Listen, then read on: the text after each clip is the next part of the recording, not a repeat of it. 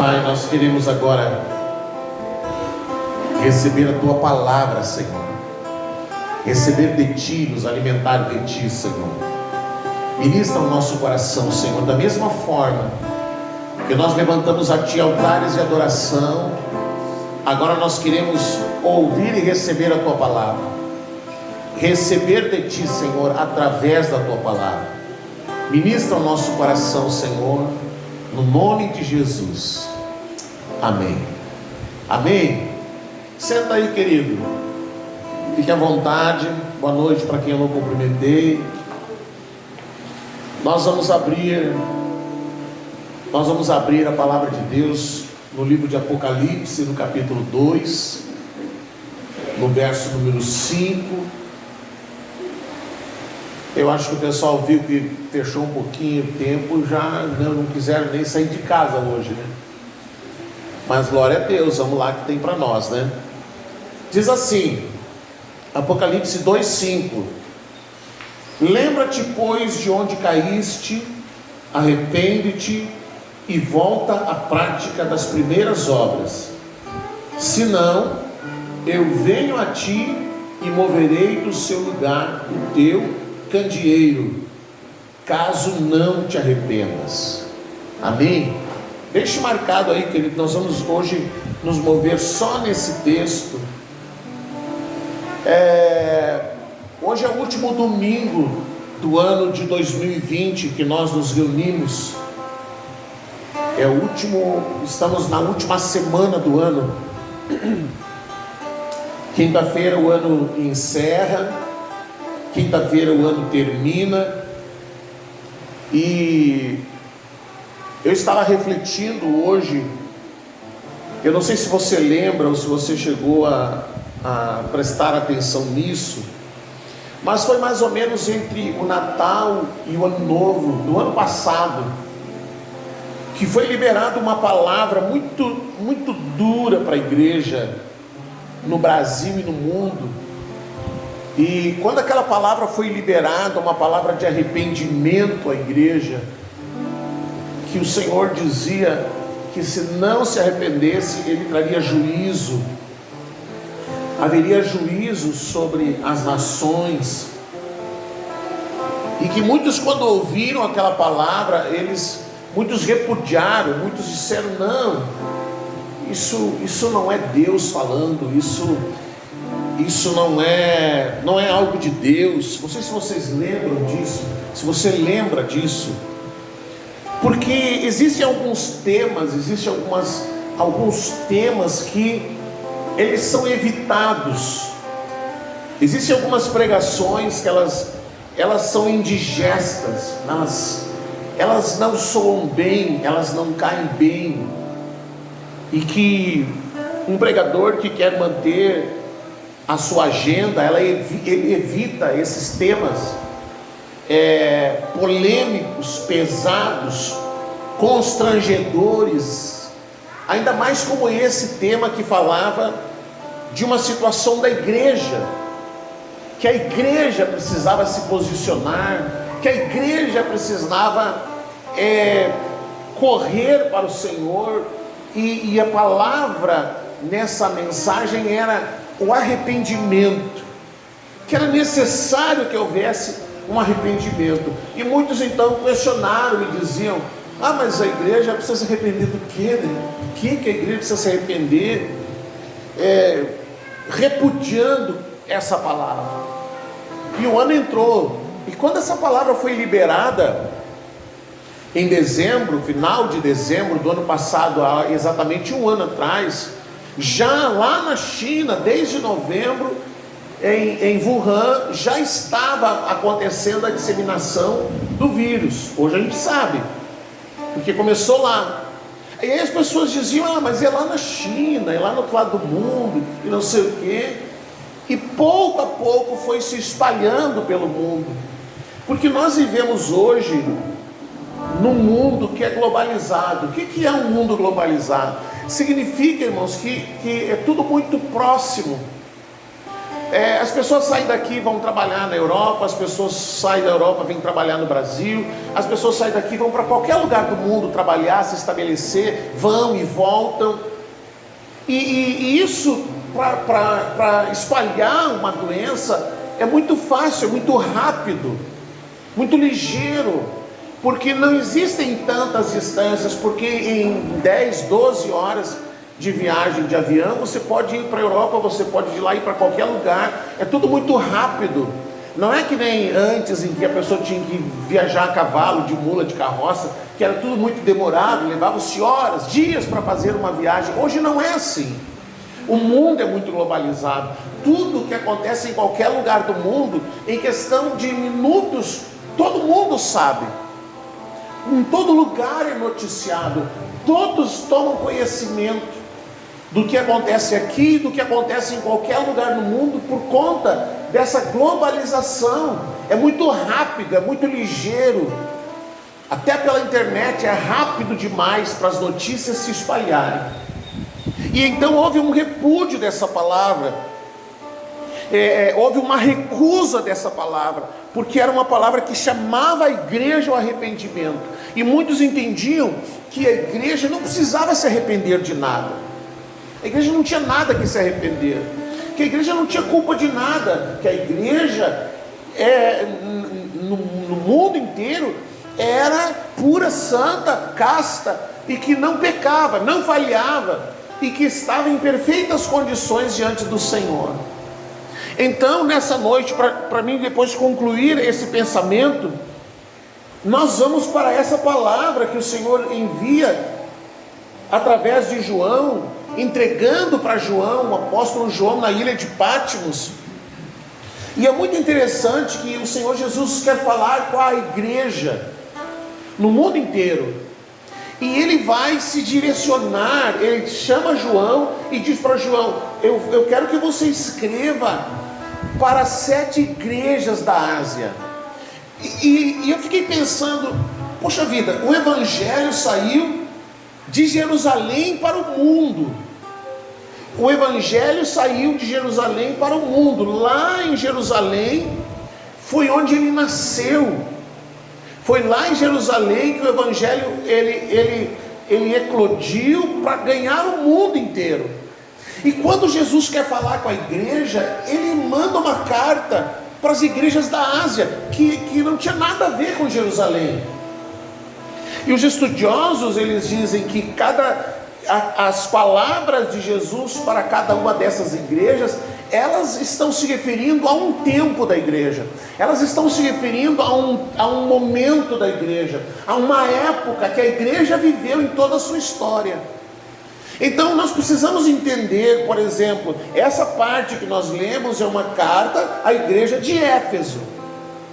Nós vamos entender então o que era Éfeso na época dos apóstolos, o que era a cidade de Éfeso na época dos apóstolos, a sua importância, e qual era a importância da igreja que surgiu em Éfeso. E nós vamos ver, queridos, por exemplo, Éfeso era uma grande metrópole, era uma cidade onde vários lugares do mundo convergiam para Éfeso. Éfeso tinha mais ou menos 250 mil habitantes. 250 mil, se eu não estou enganado, é mais ou menos a população de Caxias do Sul. Então, naquele tempo, na época dos apóstolos, era uma grande cidade, era uma grande metrópole. Lá na cidade de Éfeso, tinha o principal porto da Ásia. O principal porto da Ásia ficava em Éfeso. E daquele porto, então ele era uma porta, como se fosse um portal do mundo, a cidade de Éfeso.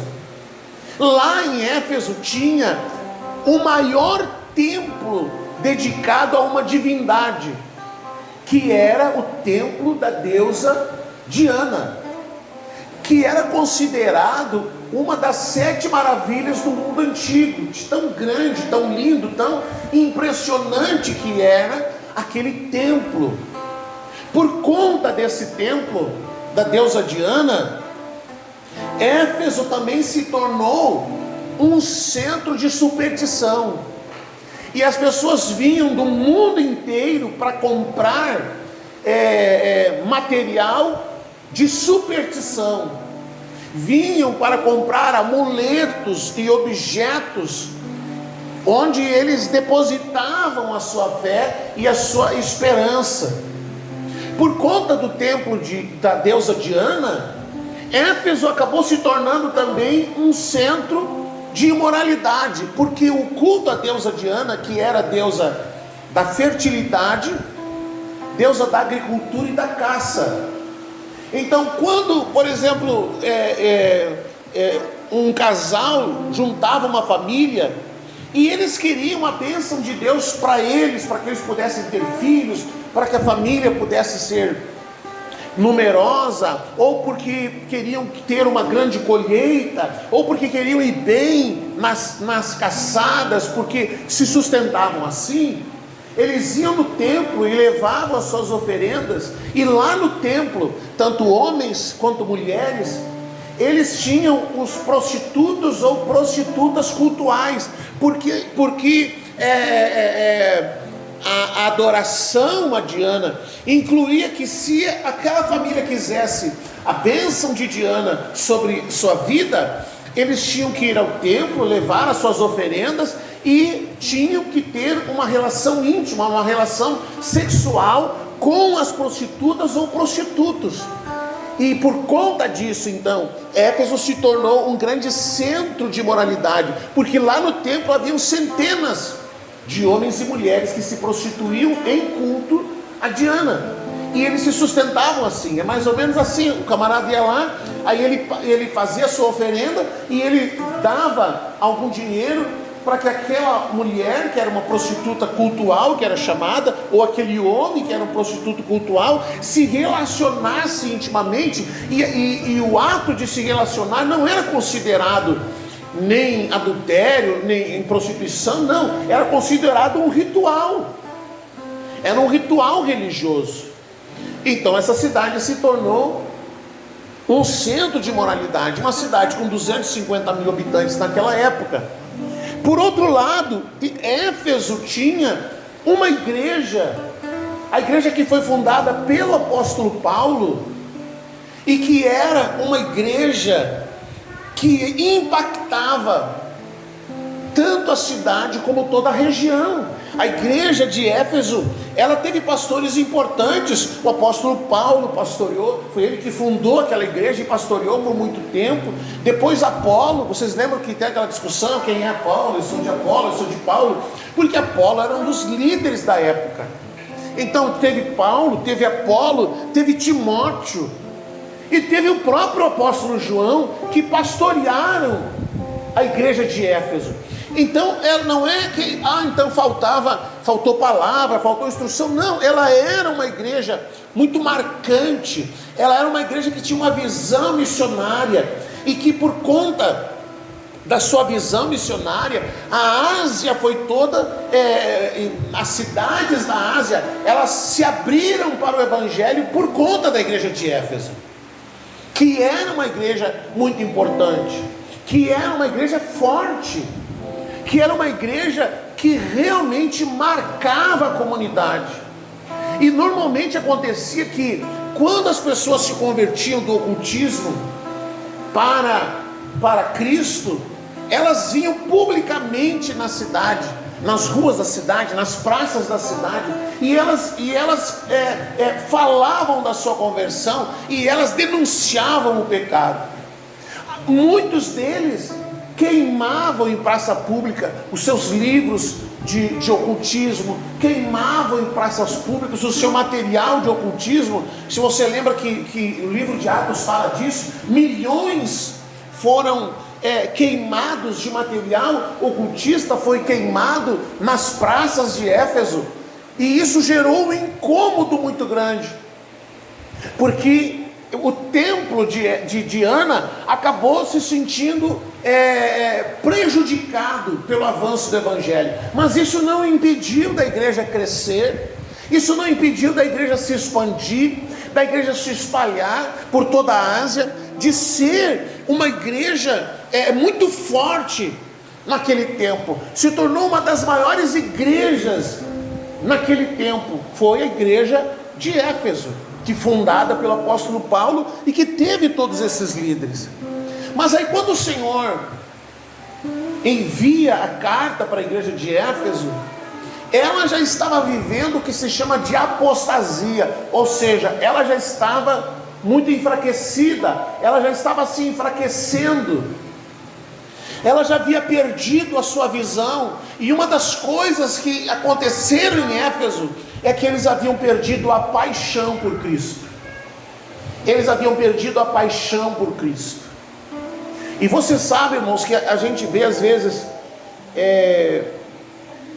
em relacionamentos de casais, a pessoa diz: a gente separou porque não tem mais amor, não tem mais paixão, não tem mais desejo um pelo outro, e a gente separou. E a gente sabe que quando termina o amor, quando esfria a paixão de um pelo outro, quando dois se tornam estranhos, quando não existe mais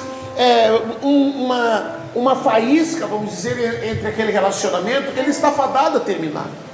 Ele está fadado a terminar. Embora o apóstolo Paulo diga que o amor suporta todas as coisas, mas muitas vezes as pessoas confundem amor com paixão, com outras coisas. O amor é muito mais do que uma paixão. Mas a igreja de Éfeso, ela esfriou no seu amor.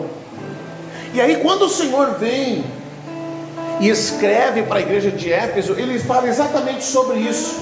Lembra-te, pois, de onde caíste, arrepende-te e volta à prática das primeiras obras. Em algumas versões dizem: volte para o primeiro amor, volte para o primeiro amor, para um amor de qualidade.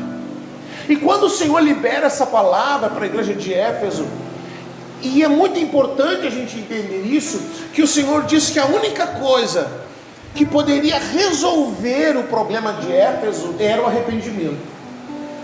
A única coisa que poderia reativar o amor deles por Cristo era o arrependimento. Deus diz: arrependam-se, porque arrepender-se é mudar de rumo, é mudar de caminho, é converter-se para um outro caminho. Arrepender-se não é apenas choro, lágrima, não é uma emoção. O arrependimento gera uma atitude diferente. Então o Senhor disse: arrependam-se e voltem às primeiras práticas. Arrependem-se e voltem ao primeiro amor. E aí ele continua dizendo: agora, se não se arrepender, eu venho a ti e moverei do seu lugar o teu candeeiro, caso não te arrependas. Então Jesus está dizendo que a igreja de Éfeso precisava se arrepender. Ela precisava se arrepender. Ela precisava voltar ao amor. Ela precisava voltar à prática do amor. Sabe o que Jesus está dizendo? Que quando a igreja perde o amor por Cristo, perde o amor por sua palavra, perde o amor pela adoração, perde o amor por estar na presença de Deus, perde o amor por adorar a Deus, perde o amor pelas coisas de Deus. Logo, o que vai acontecer? O seu candeeiro vai ser removido. Candeeiro fala de luz, fala de ser luz do mundo. Jesus, ele disse para os discípulos: vocês são a luz do mundo. Onde não há amor, não há luz. Ou seja, a igreja não impacta. Ela não impacta nada. Ela pode continuar tendo um templo, ela pode continuar tendo um lugar para se reunir, ela pode continuar realizando os cultos, mas não há amor. Não há amor pelos perdidos, não há paixão pelos perdidos, não há intercessão, não há clamor, não há ninguém que se importe, não há ninguém que se envolva por aquilo que é a manifestação. Quando a gente vê Jesus falando, a palavra dizendo, Jesus se movia de íntima compaixão, Jesus se movia por misericórdia. O que é o amor? O que é a compaixão e a misericórdia, se não faces do amor?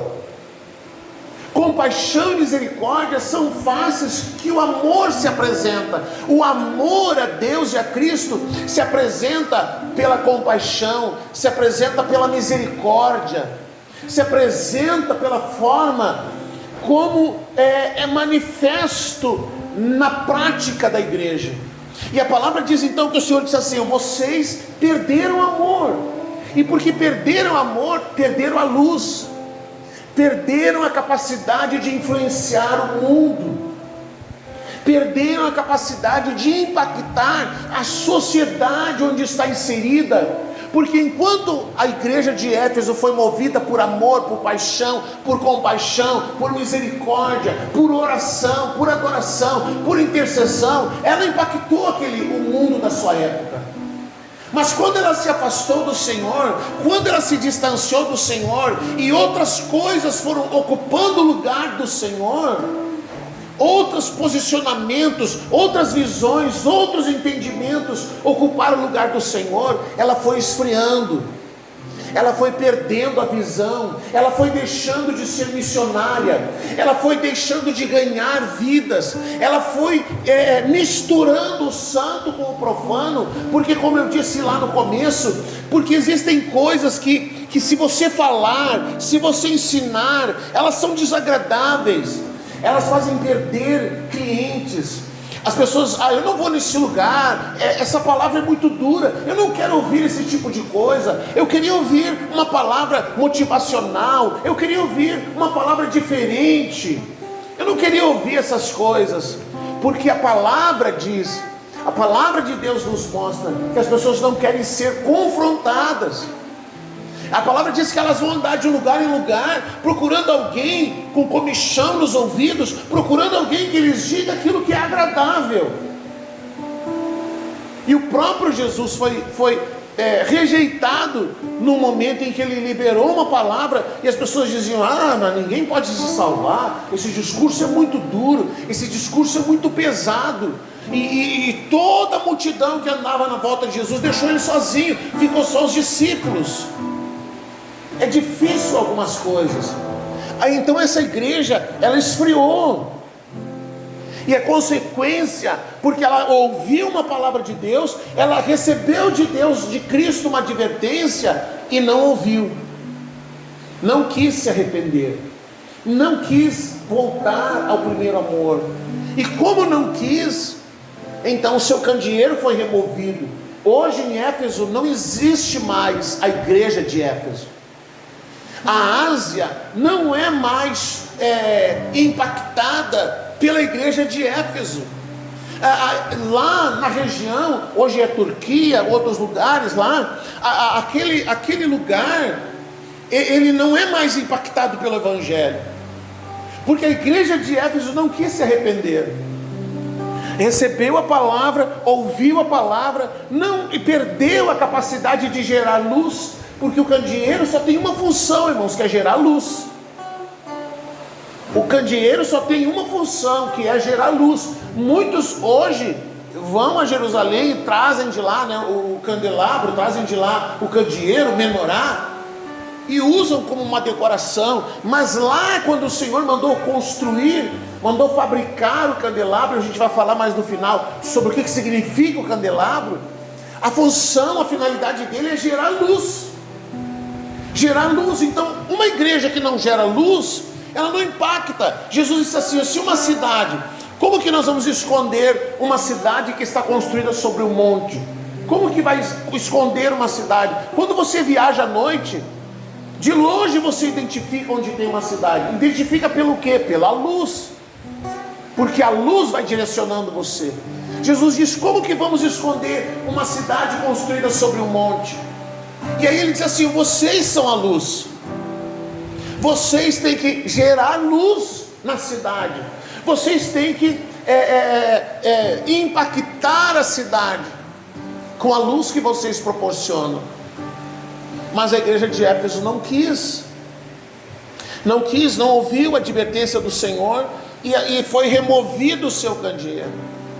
Sabe, hoje não tem mais nada lá, não tem mais nada, já foi até, documentários foram feitos sobre isso, não existe mais nada lá. Agora, se nós olharmos para a nossa condição, eu comecei falando sobre um chamado de Deus para agora, onde o Senhor disse: arrependam-se. Se não houver arrependimento, haverá juízo. E não houve arrependimento, porque todos rejeitaram que fosse Deus falando.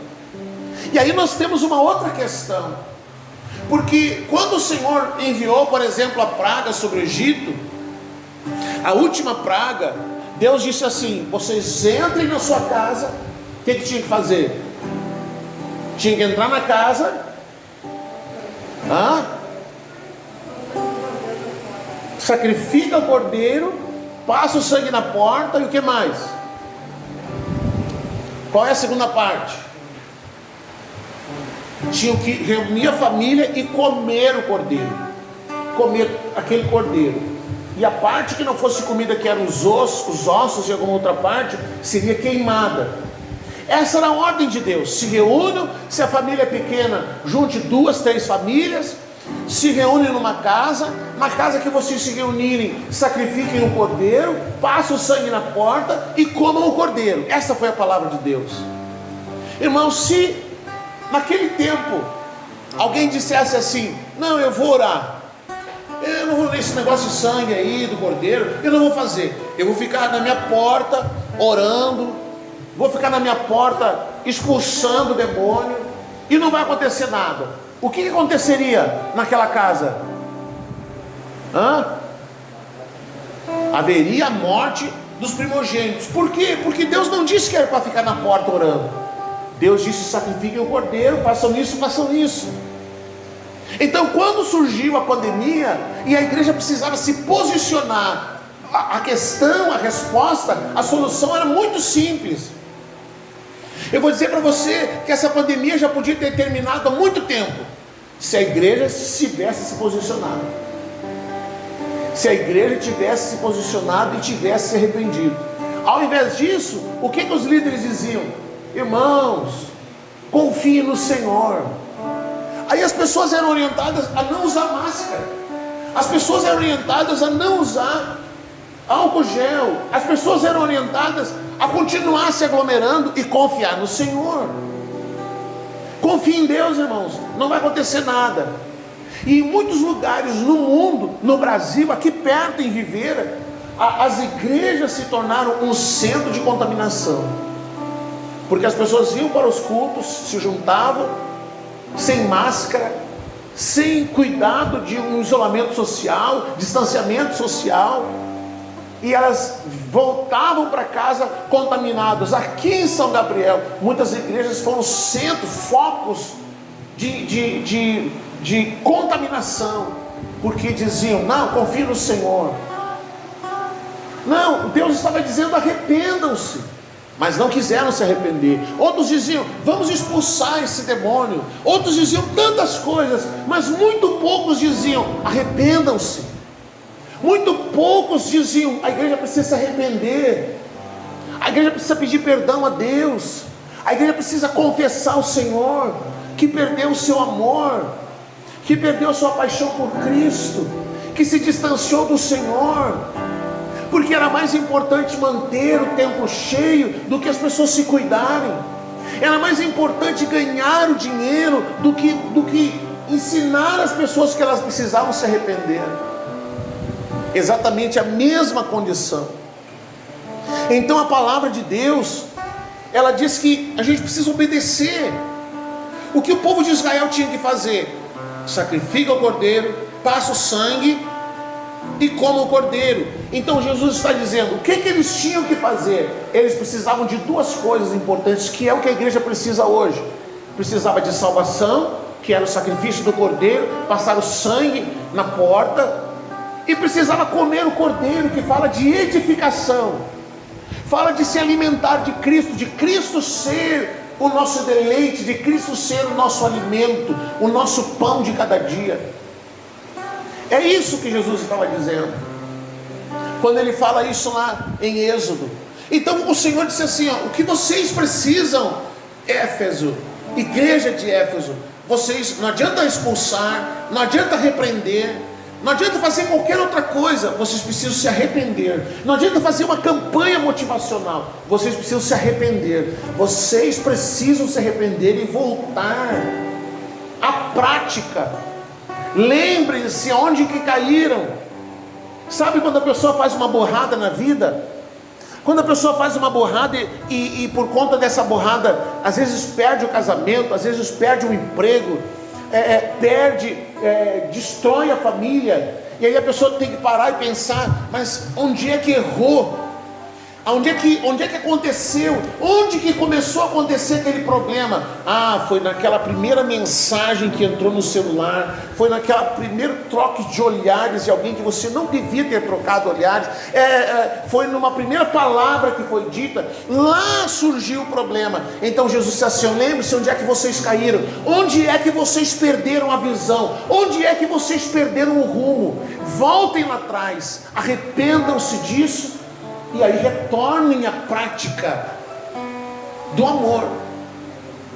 Voltem à prática daquilo que eles precisavam retornar. Então eu quero encerrar falando sobre o candeeiro, que Jesus diz ali, eu vou remover o seu candeeiro. Eu vou remover esse candeeiro.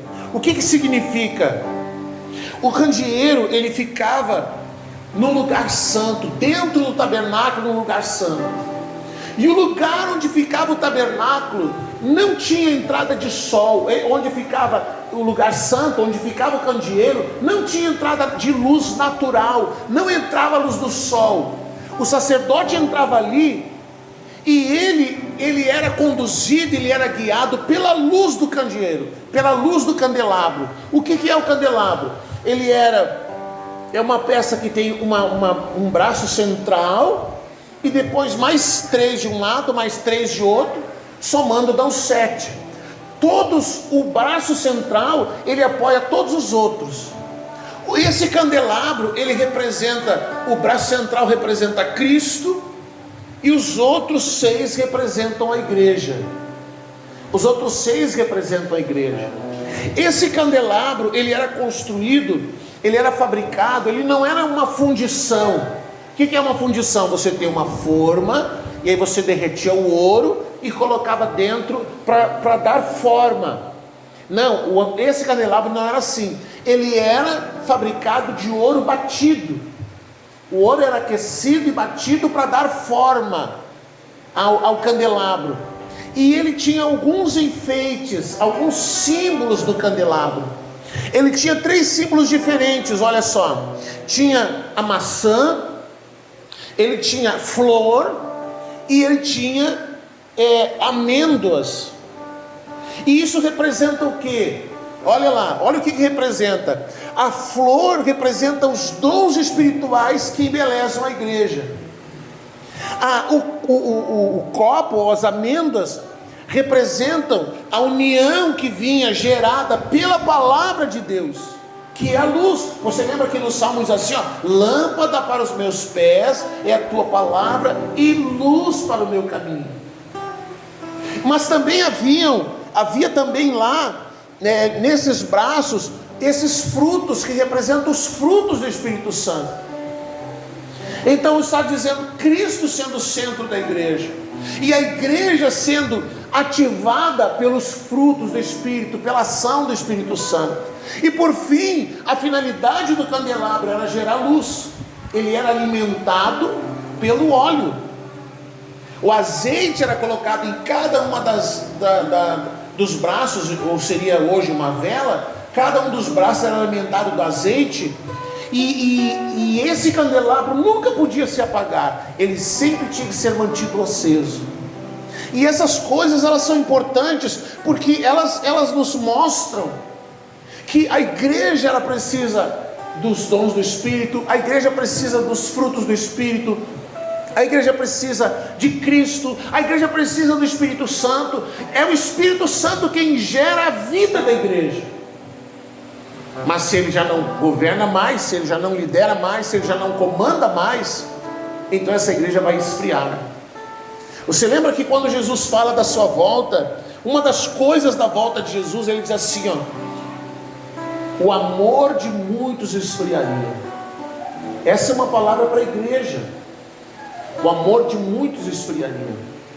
Então hoje, de um modo geral, você olha para o mundo e você vê grandes corporações, grandes instituições importantes, que têm fama, que têm nome, que são reconhecidas, que são conhecidas, homens famosos, mas essa grande quantidade não gera impacto, na sociedade. Nós temos no Brasil mais de 50 milhões ditos evangélicos. O que esse povo faz pelo Brasil? Nada. Lotam os templos para pedir para Deus dinheiro, lotam os templos para pedir para Deus resolva as suas necessidades, mas eles não impactam a sociedade. Entram, por exemplo, na política, e o que? Olha, essa semana aí não foi o Crivella preso? O Rio de Janeiro, envolvido em a saúde do Rio de Janeiro precária, o Rio de Janeiro envolvido em tantas coisas. Aí chega lá na prefeitura um pastor, um líder, um bispo de uma igreja conhecida, e o cara é líder de um movimento de corrupção, mais de 50 milhões,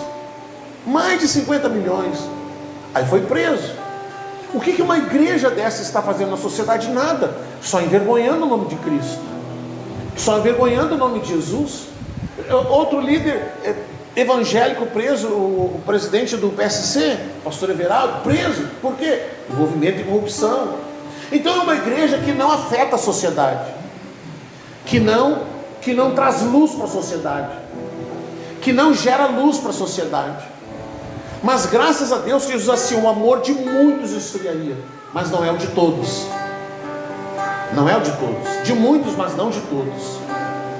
Então este ano, se nós fôssemos falar, o que nós precisamos aprender deste ano? Nós precisamos aprender que a solução para a pandemia está na igreja. Na igreja se arrepender, na igreja chorar, na igreja orar, na igreja clamar por misericórdia diante de Deus. Lá em Crônicas diz: se o meu povo clamar, se o meu povo se arrepender dos seus maus caminhos, se o meu povo se voltar para mim, se o meu povo, a questão está na igreja. Agora o ano está encerrando, e o ano está encerrando com países já vacinando a sua população, e aí o mundo inteiro está naquela esperança: a vacina vai ser a solução. E eu não quero ser pessimista e dizer: olha, não vai ser bem assim. Não é bem assim, porque ninguém sabe qual é o resultado, ninguém sabe exatamente o que vai acontecer, se realmente a vacina vai ser a solução, porque a solução está em Cristo, está na igreja, e a igreja não se posiciona, a igreja deixa de se posicionar, brigam por todas as coisas, menos para dizer: nós precisamos nos arrepender. Sabe o que deveria ter acontecido no Brasil e no mundo? Eles fazem grandes movimentos. Por que não fizeram grandes movimentos de arrependimento? Por que não motivaram o Brasil inteiro? Vamos orar, vamos pedir perdão a Deus, vamos juntos clamar, a nação inteira. Nunca. Não. Como que você vai dizer para as pessoas que elas precisam se arrepender? Porque as pessoas se acham perfeitas demais, elas se acham santas demais, elas acham que não precisam se arrepender, que elas não precisam se arrepender de nada. Mas o Senhor diz: arrependa-se do seu mau caminho. Essa é a grande lição deste ano, esse é o grande ensinamento deste ano. O ano de 2020 é para ser o ano de arrependimento, é para ser o ano em que o Senhor vai estender a sua misericórdia, porque a igreja correu para Ele, porque a igreja ouviu a sua voz, porque a igreja se arrependeu. Estamos na última semana, e poucas pessoas no decorrer do ano falaram sobre arrependimento. Estamos entrando no novo ano. Eu não estou dizendo que você, mas pastor, não sou eu. Não é eu, não é você, mas nós também estamos no corpo. Você nunca leu o Paulo dizendo: se uma parte do corpo sofre, a outra sofre também. Você pode me dizer, mas eu não sou idólatra, mas eu não fiz isso, mas eu não faço aquilo, eu não sou mercenário. Amém, glória a Deus. Mas tem parte do corpo que é. Infelizmente, tem parte do corpo que não tem paixão por Cristo, que não tem paixão por sua palavra. Tem parte do corpo que não ama o Senhor, que não é apaixonado pelo Senhor, que não é apaixonado pelo Espírito Santo, que deixou de ser luz há muito tempo. E a gente precisa fazer como diz a palavra, a gente precisa se colocar na brecha e dizer: Senhor, perdoa. Você sabe que, eu vou encerrar, você sabe que quando o Senhor trouxe juízo sobre Sodoma e Gomorra, e Abraão intercedeu, e ele para de interceder dizendo: Senhor, se houvessem 10 justos, o Senhor vai destruir a cidade com esses 10 justos. E Deus disse para Abraão: não, se tiver 10 justos, eu não vou destruir a cidade por causa dos 10 justos. E mesmo assim não tinha 10 justos, o Senhor manda tirar a família de Ló. Sabe o que a gente aprende? Que se houvesse um clamor em todo o mundo, nas cidades, a igreja da cidade se reunisse e clamasse ao Senhor, por causa do clamor dos justos, não haveria juízo. Mas infelizmente não foi o que aconteceu. Infelizmente não foi. Nós vamos entrar no novo ano, que a gente possa entrar no novo ano, encerrar esse ano apaixonado por Cristo, apaixonado pela sua palavra, apaixonado pela sua presença, apaixonado pelo Espírito Santo. Que essa paixão gere dentro de nós o amor de Deus, que movido por esse amor de Deus, a gente continue sendo luz na cidade, continue gerando luz, continue impactando pessoas, em nome de Jesus. Em nome de Jesus, vamos ficar de pé e vamos orar. Vamos orar nessa noite. Se você entende que precisa pedir perdão a Deus, alguma coisa, esse é um bom momento. Esse é um bom momento para a gente dizer para Deus: ah, Senhor, me perdoa. Clame ao Senhor nessa noite.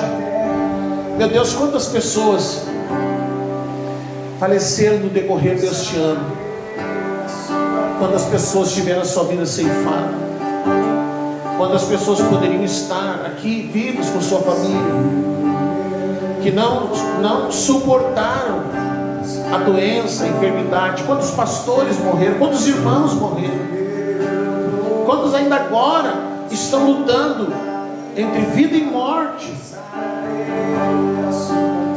E a solução está na igreja. A solução está nos joelhos da igreja, nas mãos da igreja, no rosto da igreja, nas lágrimas da igreja, no clamor da igreja, que precisa clamar pela cidade, precisa clamar pela nação. Às vezes a gente fala de clamar pela nação, é algo tão distante, né? Mas vamos clamar pela nossa cidade, vamos clamar pelo nosso bairro. Quantas pessoas no teu bairro morreram? Quantas famílias estão em luto? Quantas famílias estão chorando?